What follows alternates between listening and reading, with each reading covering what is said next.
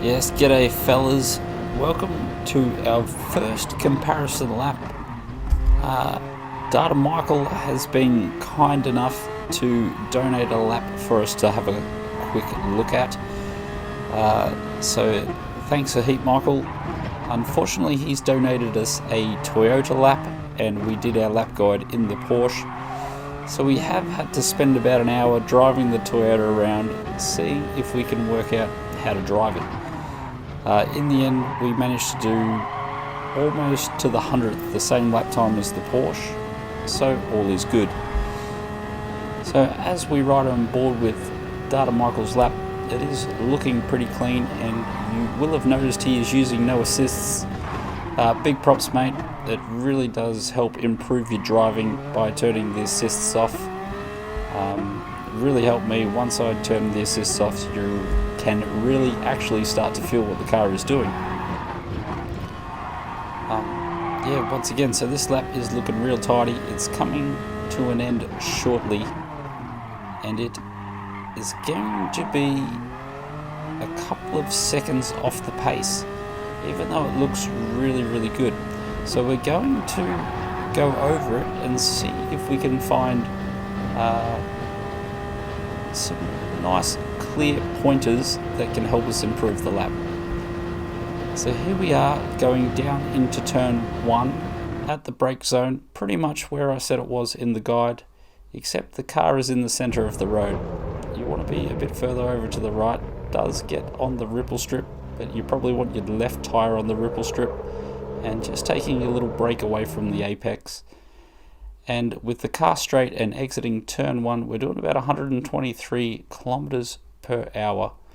So we will now jump on board for my turn 1. The car a bit further to the right, utilizing all the ripple strip, coming in almost clipping the apex. And as the car is straight, we have used pretty much all the road on the exit, and we're doing about 154 kilometers per hour. Now, there is a comparison we can make here, and only at turn 1, because I have stopped the tape at the exact same timestamps, and you will have noticed our car was in the shadow doing 154 k's an hour, and Michael is straight and about 20 meters further back doing 123. So definitely a little bit of room for improvement on turn 1 thus far. So as we press play into the next sector, we're going to notice a little bit of an early braking here, braking probably 20-30 meters too early. That is going to mean we are going to finish braking early. So we do a lot of threshold braking. This is over slowing the car, and so we've had no trail braking on entry. Ended up doing about 130 kilometers an hour. We brake just after the 50. That has bought us 10 kilometers an hour, so a little bit here, but we are trail braking. So we've stopped the tape at exactly the same time, and we're doing 191 at around the same time Michael had released his brakes completely. Just a little bit of work on the trail braking on the entry to that corner should find you a bit of time. Here, braking under the 50 sign, we were looking for that shadow just in front of you.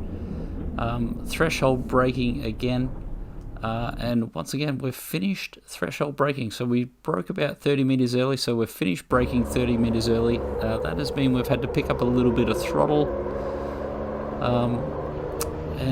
We don't want to be doing that. Picked up the throttle perfectly on the apex, so this is what we were trying to do. Threshold braking, back into trail braking at exactly the same point next to the flaggies. We're doing about 15 k an hour quicker, so trail braking down to those lights on the accelerator. You can see the apex speeds nearly identical. We're using more of the road on the exit and accelerating earlier, so that has bought us 10 kilometers an hour on the exit. So 15 k's an hour on the entry, 10 k's an hour on the exit. That's worth a little bit of time. Now, I was thinking of showing you how this affects your end of straight speeds. Unfortunately, this car has topped out at 183, and I am doing 183 at exactly the same point. So if you are checking your end of straight speeds in this car, might not tell you that you're losing time. Now that U-turn, looking okay, wouldn't work on that yet. The next bit I wouldn't mind seeing is over this crest to the right hand side, the car further over to the right, run that white line, really try and get the car over there. Something similar to this, that will just increase your apex speed. The wider the radius, the faster you can go around it. And then probably this U-turn is the next bit I wouldn't mind seeing some work on. Continued the threshold braking, probably a bit too far. This is where we start to turn in, using more of the road, really using all the road on the right hand side. And you'll see the brake just drop to 0 there. No trail braking once again, just leaving a little bit of time on the table. 74 km/h for the apex speed, but it was so late we've had to wait forever to get on the throttle.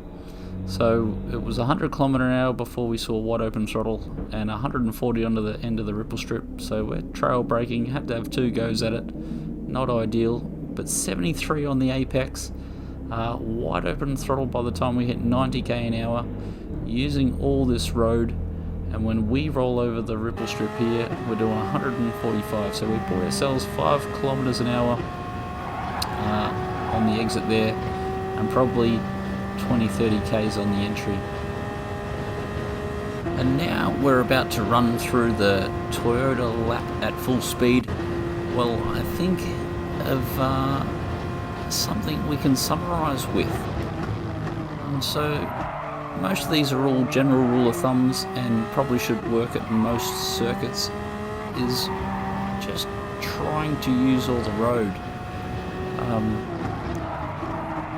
If we're turning left, start as far right as possible and try and finish the corner as far right as possible. Really take advantage. They've put the road there for you to use. You may as well attempt to use it. One thing that I've had to start doing is just having accidents, like when you go to turn in and the rear steps out on you, you've used too much road, and you're now using grass.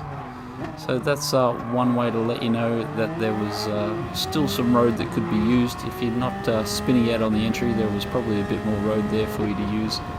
And if you're not running off the road on the exit occasionally, then there's probably a little bit more road there on the exit for you to use as well. And yeah, you will just eventually feel the limits of the car. Trail braking is really one thing that you would like to work on as well. It's definitely a handy tool to have. Worth a little bit of time. Plenty of videos about that. And as we start to see things crop up, will probably give us a few ideas of some other videos we can make in the future. So thanks for tuning in, and if you're new here, give it the old like or subscribe.